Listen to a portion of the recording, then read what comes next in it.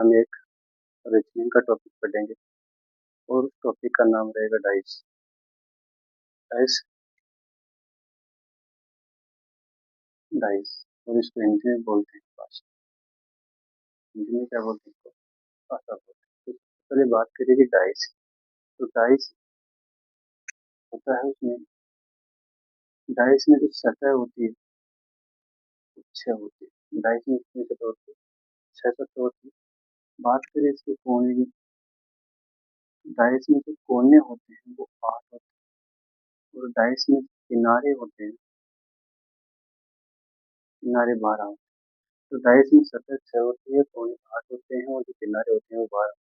हम एक रूम को भी एक डाइस मान सकते हैं। अगर आप बात करें रूम की, तो रूम में भी 6 सतह होती है, 8 कोने होते हैं, 12 किनारे होते हैं। अगर डाइस की बात करें तो डाइस में एक साथ केवल हमें 3 सतहें दिखाई देती है। अगर आप डाइस को गौर से देखोगे तो हमें एक साइड केवल 3 सतह दिखाई देगी और जो 3 सतह दिखाई देगी उसकी जो विपरीत सतह होती है वो कभी भी दिखाई नहीं। जैसे बात करें 6 सतह में, पहली सतह राइट राइट है तो उसकी जो विपरीत होती है लेफ्ट सतह वो हमें नहीं देगी। अगर आपको राइट सतह दिखाई दे रही है तो लेफ्ट सतह दिखाई नहीं देगी और अगर लेफ्ट सतह दिखाई दे रही है तो राइट सतह दिखाई नहीं देगी। दूसरी बात करें बैक, अगर आपको बैक यानी कि पीछे की सतह दिखाई दे रही है तो फ्रंट फ्रंट यानी कि आपको सामने की सतह दिखाई नहीं देगी। और तीसरी सतह होती है टॉप, अगर टॉप की सतह दिखाई दे रही है तो बॉटम की सतह दिखाई नहीं देगी। यानी कि कुल मिलाकर कहने की बात यह है कि आपको हर बार एक डाइस में या तो तीन इनमें से या दोनों में से मिलाकर केवल 3 सतह दिखाई देगी। एक साथ कभी भी 2 सतह दिखाई नहीं देगी।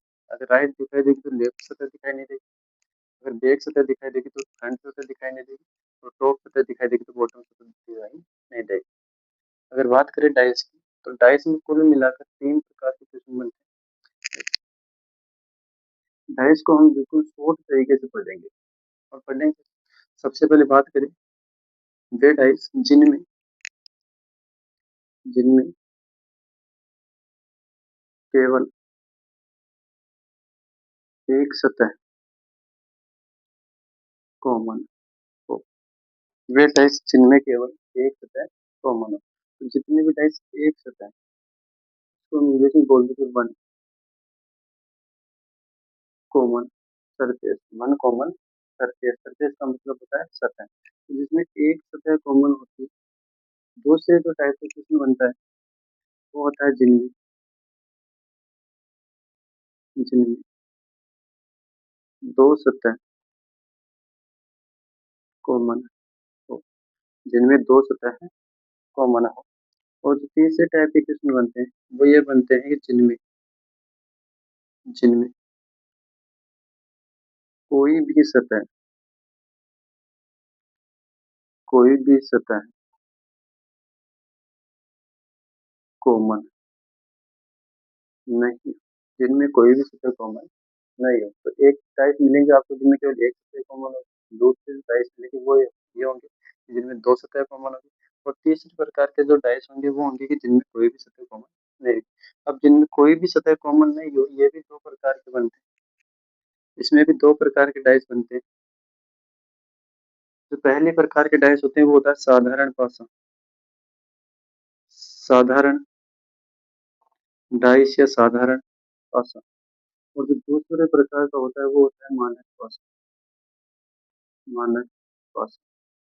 साधारण पासे की बात करें तो इसको इंग्लिश में हम जनरल डाइस बोल सकते हैं और मानक पासे को इंग्लिश में हम स्टैंडर्ड डाइस बोल सकते हैं। अगर बात करें कि साधारण पासे और मानक पासे में अंतर क्या होता है, तो बात करें मानक पासा, केवल मानक पासा को याद रखो। जो मानक पासा होता है इसमें विपरीत सतह का योग हमेशा 7 होता है, विपरीत सतह का योग हमेशा 7 होता है। तो मानक पासा इसमें इसमें विपरीत सतह का योग हमेशा 7 होता है। इसमें विपरीत सतहों का योग हमेशा 7 होता है और कोई भी दो पड़ोसी सतहों का योग कभी भी 7 नहीं होता। अगर मानक पासे की बात करें तो जो दो पड़ोसी सतह होगी उनका योग कभी भी 7 नहीं होगा।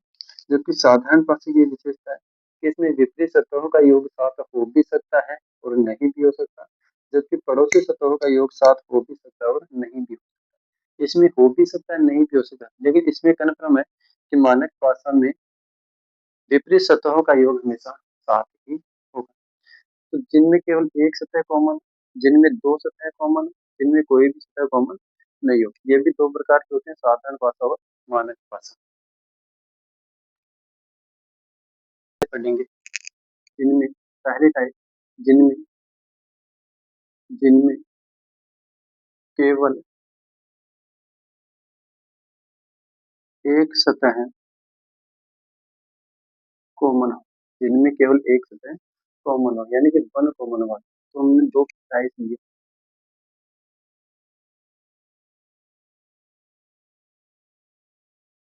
ये हमने दो डाइस ली और इसमें लिख दिया हमने एक, दो और तीन, इसमें लिख दिया तीन, चार और पाँच। तो ये जो ट्रिक है इसमें है कि जिनमें केवल एक सतह कॉमन, तो हमें ये देखना है कि एक सतह कॉमन कौन सी है। तीन नंबर की सतह क्या है इसमें कॉमन है, तो हम एक छोटा सा बॉक्स बनाएंगे और जो संख्या कॉमन है उसको लिखेंगे सबसे पहले। तो इसमें बात करें तो ये तीन कॉमन है। अब अगर दोनों में ही तीन तीन कॉमन है तो हमने लिख दी। अब आगे ध्यान रखना कि दोनों को या तो एक साथ एंटी क्लॉकवाइज घुमाओ या फिर दोनों को एक साथ क्लॉकवाइज घुमाओ, यानी ये कहने का मतलब ये है कि दोनों को हमें एक ही डायरेक्शन में घुमाना है। तो बात करें तो तीन के बाद में आएगा एक और एक के बाद में आएगा दो। इसमें बात करें तो तीन के बाद में आएगा चार और चार के बाद में आएगा पाँच। अब टोटल मिलाकर एक डाइस में केवल छह सतह होती है। तो बात करें तो इस तीन को हटाकर हम यहाँ पर छह लिख सकते हैं। तो देखो अगर एक के विपरीत की बात करें तो चार है, दो के विपरीत पाँच है और तीन के विपरीत कितना है छह। ध्यान रखना जब भी वन कॉमन का क्वेश्चन आए तो आपको एक सतह कॉमन लेनी है और फिर इसको एक बॉक्स बनाना है। जो भी सतह कॉमन है उसको सबसे पहले लिखकर दोनों को एक ही डायरेक्शन में घुमाना है। जो वन कॉमन ट्रिक है इसमें हम प्रत्येक सतह का विपरीत अक्ष पता कर सकते हैं। ध्यान रखें कि जब भी एग्जाम में क्वेश्चन आए या दो से अधिक डाइस आए तो आपको ऐसे दो डाइस चुनने हैं जिनमें केवल एक सतह कॉमन है, यानी कि ऐसे दो डाइस चुनने हैं जिनमें केवल एक सतह कॉमन है। आगे बात करें सेकंड नंबर पर, जिनमें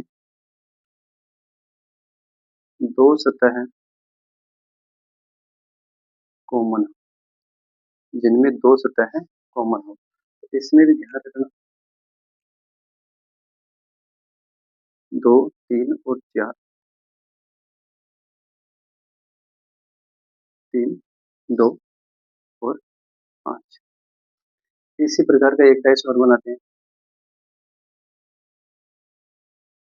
दो, तीन और चार, दो, तीन और पाँच। इस दोनों में हमें चार के विपरीत पता करना है, इसके विपरीत पता करना है, चार के विपरीत पता करना है। अगर बात करें तो जब भी दो कॉमन ट्रिक वाला क्वेश्चन मिल जाए आपको तो उसमें ध्यान रखना एक डाइस होगा वो एंटी क्लॉकवाइज रहेगा और जो एक डाइस होगा वो क्लॉकवाइज रहेगा। अगर यहाँ से बात करें तो इसमें दो और तीन कॉमन है। अगर बात करें तो ये दो से तीन की तरफ जाता है तो क्लॉकवाइज जाता है, इस दिशा में जाता है क्लॉकवाइज जाता है। अगर बात करें तो इसमें दो से तीन हो जाता है एंटी क्लॉकवाइज, एंटी क्लॉकवाइज। इसमें बात करें तो ये दो से तीन की तरफ क्लॉकवाइज जा रहा है और इसमें भी दो से तीन की तरफ क्लॉकवाइज जा रहा है। अब आप थोड़ा सा माइंड लगाओ कि बात करें कि दो से तीन की तरफ अपन जा रहे हैं, दो से तीन की तरफ जाएंगे तो सामने चार नंबर की दीवार आ जो कन्फर्म है कि चार नंबर की दीवार है। लेकिन अगर दूसरा डायरेक्शन दो से तीन की तरफ भी जा रहे थे तो क्या पांच नंबर की दीवार आ सकती है? नहीं आ सकती। जब हम विपरीत जाएंगे तभी इसके विपरीत दीवार आ सकती है। इसमें बात करें तो हम दो से तीन की तरफ गए तो चार है, दो से तीन की तरफ कितना है चार। लेकिन यहाँ से हम अगर तीन से दो की तरफ, अगर तीन से दो की तरफ जाओगे, तीन से दो की तरफ एंटी क्लॉकवाइज क्लॉकवाइज है। अगर यहाँ से अगर दो से तीन की तरफ जाए तो एंटी क्लॉकवाइज जा रहे हैं और एंटी क्लॉकवाइज जाने पर ही चार के विपरीत कितना आ सकता है? पांच आ सकता है। लेकिन इसमें चार के विपरीत पांच नहीं आ सकता। तो ध्यान रखना जब भी दो सतह कॉमन हो तो उसमें ये पता रखना कि एक जो दो सतह है वो एक डाइस में क्लॉकवाइज जानी चाहिए और एक डाइस में एंटी क्लॉकवाइज जानी चाहिए। ये तो बेसिक सा था डाइस का, ये हमने पढ़ लिया है। आगे की क्लास में हम इसके ट्यूशन करेंगे। धन्यवाद।